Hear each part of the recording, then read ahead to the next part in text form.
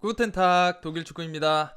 요즘 골 때리는 그녀들의 인기가 정말 뜨겁습니다. 축구를 처음 하는 누님들임에도 굉장히 흥미진진한 경기가 만들어지고 있습니다. 누님들의 열정이 가득한 경기가 녹아있는 전술 포인트를 독일 축구가 분석해 보았습니다. 독일 축구의 골 때리는 분석. 먼저 리그 최고의 경기력을 자랑하는 불라방부터 시작하겠습니다. 불라방은 2002년 월드컵 영웅이자 라리가 1호 진출 선수 이천수 감독이 지휘하고 있습니다. 선수 시절 당돌한 아이라는 별명답게 당돌한 플레이 스타일로 팬들의 많은 관심과 사랑을 받으셨는데요. 불나방도 특유의 카리스마를 바탕으로 매우 당돌한 축구를 하는 팀으로 만들었습니다. 불나방의 첫 상대는 축구 강국 출신 외국인들로 이루어진 월드 클래스였습니다. 경기 분석에 들어가기 앞서 룰을 살펴보겠습니다. 골 때리는 그녀들의 경기 시간은 전후반 20분이며 교체는 자유롭습니다. 축구는 빨리 달리고 몸싸움을 해야 하는 종목이기에 부상이 많이 일어나는데요. 이 부상을 최소화하고 박진감 있는 경기를 만들고자 하는 목적으로 생각됩니다. 먼저 불나방의 수비 전술부터 분석해 보겠습니다. 불나방의 수비 포메이션은 하나 셋입니다. 전방에서는 3명의 공격수가 운동장의 가로 면적을 커버합니다. 월드클래스 입장에서는 좌우 양옆 그리고 가운데를 가도 불나방 선수를 만날 수밖에 없죠. 그리고 후방에서는 한 명의 스위퍼와 골키퍼가 골대 정면의 슈팅 공간을 막고 있습니다. 만약 중앙을 돌파하려면 골키퍼까지 3명을 제쳐야겠죠. 그만큼 중앙 수비에 강점을 가진 수비 포메이션입니다. 이 포메이션은 기동력이 좋은 선수들을 보유한 불나방의 선수단 구성에 알맞은 형태입니다. 또한 신효범이라는 좋은 1대1 수비, 상황인식, 침착성, 그리고 공간 파악 능력을 가진 걸출한 수비수가 있어 가능한 전술입니다. 전방에서는 수비가 성공할 경우 최대한 상대 골대와 가까운 지역에서 3명의 선수를 활용해 공격할 수 있습니다. 상대팀이 개인 능력으로 수비를 제칠 수 있거나 혹은 공간 패스를 통해 최종 수비 신효범의 좌우 공간을 공략할 수 없다면 전방 3명의 수비에 막혀 공을 뺏길 확률이 큽니다. 이러한 포메이션의 특성은 경기가 시작하자마자 공격권을 가진 상대방의 패스미스를 이용해 순식간에 상대 골대로 3명이 달려가 첫 슈팅을 만들어내는 장면으로 확인할 수 있습니다. 위 장면을 보시면 월드 클래스의 공으로 경기가 시작했지만 박선영을 비롯한 3명의 선수가 전방으로 달려나갑니다. 압박을 받은 상대는 공을 뺏겼고 결국 경기 첫 번째 슈팅을 허용합니다. 하나하나 셋 수비 포메이션이 가지는 장점을 10분 활용한 모습입니다. 불나방이 공을 뺏기면 그야말로 전구 따마보고 달려가는 불나방처럼 뺏긴 공을 향해 돌진합니다. 리버풀의 위르겐 클롭 스타일의 개겐 프레싱이죠. 공을 뺏긴 시점과 압박하는 시점 사이의 시간이 매우 짧습니다. 위 장면을 보시면 전방에서 3명의 선수가 드리블을 돌파하는 구자를 전속력으로 따라갑니다. 그에 이어 강력한 몸싸움을 시도하며 구자에게 달려듭니다. 개겐 프레싱의 기본 개념은 공을 가지고 있는 선수에게는 주위 선수들이 직접적인 압박을 가하고 나머지 공간 혹은 패스를 받을 가능성이 있는 상대편은 동료 선수들이 압박하는 것입니다. 이어진 장면에서 신효범은 구잘의 드리블 속도와 방향을 파악해 빈 공간을 커버하고자 달려갑니다. 그리고 구잘의 패스를 받은 사오리의 드리블 동선을 파악해 태클을 성공시킵니다. 또한 골키퍼 안희경 역시 압박을 가하는 필드 플레이어들과 함께 공이 있는 곳으로 움직여 상대의 공격 동선을 불나방 오른쪽 측면 진영으로 한정시키는 효과를 가져왔습니다. 이 장면을 보시면 불나방 팀의 모든 선수들이 자신의 진영 안에서 수비합니다. 공격수 그리고 골키퍼까지 일사불란한 움직임을 보여줍니다. 혼자만 수비하는 것이 아닌 전원이 수비하는 현대 축구의 흐름에 부합하는 모습입니다. 이어서 코너킥 수비 전술을 살펴보겠습니다. 상대의 코너킥에서 골키퍼는 코너킥하는 지점에서 가까운 골대를 방어합니다. 그리고 박선영이 골대와 코너킥 지점의 직선 패스길을 차단합니다.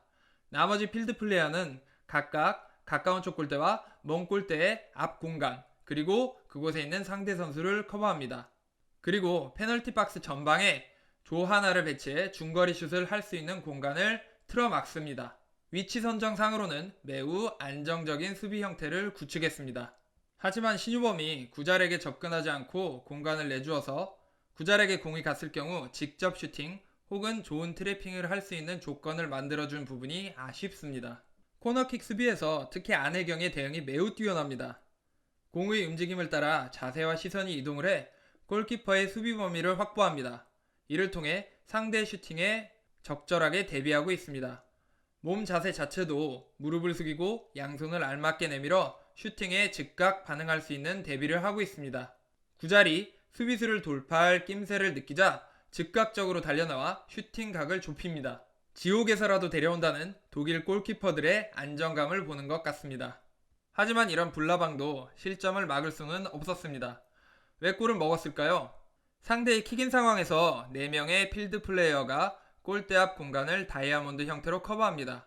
이 포메이션 부분에서 아쉬운 부분은 골키퍼 앞 선수의 위치입니다. 이 선수의 위치는 골키퍼의 시야를 가리고 움직임을 제한할 수 있습니다. 그래서 다이아몬드 형태보다는 삼각형 형태의 수비 포메이션이 더 적합합니다. 또한 골대 전방에 위치한 상대 공격수 2명을 등 뒤에서 막는 것이 아닌 양 옆에서 막고 있습니다. 이 경우 패스의 방향과 수비수의 침투 움직임을 동시에 확인할 수 없습니다. 그래서 공격수보다 불리한 위치에서 수비하는 상황을 맞게 됩니다. 코너킥에서 수비수는 공격수의 등짝을 봐야 합니다. 수비수 여러분, 등짝을 봅시다.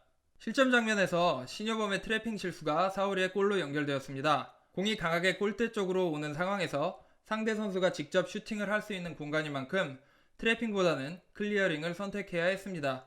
클리어링이 깔끔하게 수행되었다면 문전 앞 혼전 상황조차 만들어지지 않았을 것입니다. 이러면 실점도 물론 일어나지 않습니다.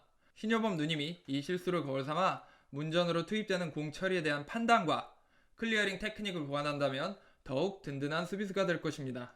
수비에 이어서 공격 장면 분석해 보겠습니다. 불나방은 킥 능력이 좋은 박선영을 전담 키커로 활용하고 코너에서 가까운 골대와 먼 골대, 앞 공간에 각각 한 명의 선수를 세워놓습니다. 이번 코너킥에서는 짧은 거리의 조하나에게 패스를 연결해 직접 슛을 통한 득점을 시도했습니다.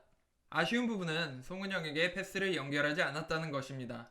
송은영은 상대 골키퍼 앞 공간으로 침투하는 움직임을 가져가고 있었고 상대팀 수비수들은 송은영의 움직임에 반응이 늦었습니다. 상대 선수 4명 사이의 공간이 비좁아 공을 받는 순간 압박을 받을 수 있다는 생각에 패스하기 어렵다고 생각하기 쉽지만 오히려 상대방 선수끼리 서로에게 수비를 미루는 상황이 자주 발생합니다. 그리고 수비수 및 골키퍼 모두가 킥하는 순간에 공에만 시선을 고정시키고 있기 때문에 공격수가 슛을 할 생각으로 자신이 가고자 하는 방향으로 움직이면 수비하는 선수들의 반응이 느릴 수밖에 없습니다.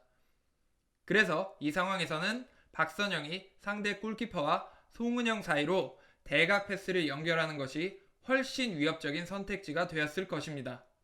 이어서 골키퍼의 골킥에 의한 공격 전술입니다. 안혜경의 골킥이 전방에 위치한 박선영에게 안정적으로 연결이 되었습니다. 그리고 박선영은 등지는 플레이를 통해 공을 안정적으로 지켜냈습니다. 박선영은 이어서 뒷공간에 위치한 서동주에게 공을 연결합니다. 서동주는 이 공을 다시 논스톱으로 조하나에게 패스했고 조하나는 이 패스를 유효 슈팅으로 연결합니다. 무엇보다 골키퍼가 킥한 공이 3명의 선수를 거쳐 슈팅까지 이어진 점이 칭찬할 부분입니다. 특히 박선영부터 이어지는 3번의 논스톱 패스는 상대 수비수가 반응하기에는 너무 빠르게 연결이 되었습니다. 월드 클래스를 상대로 월드 클래스 플레이를 했다고 할 수 있습니다.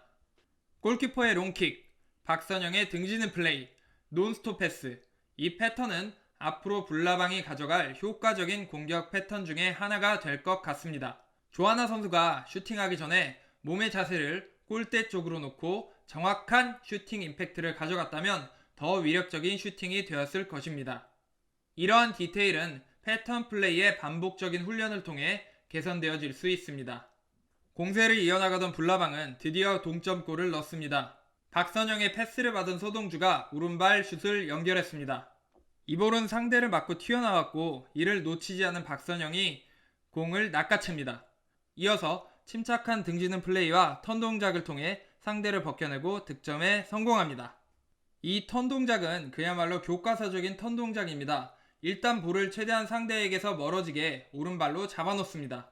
동시에 자신의 몸을 상대방과 공 사이에 끼워 넣어 돌아갑니다. 이에 더해 턴하기 전에 왼손으로 상대방의 몸을 밀어내며 공에 접근하지 못하도록 막습니다. 턴 동작으로 상대를 제친 이후에는 턴을 하며 공을 가져갔던 오른발 끝을 사용해 반박자 빠른 슛을 만들어냈습니다. 이러한 반박자 빠른 슛은 골키퍼로서 반응하기 매우 까다롭습니다.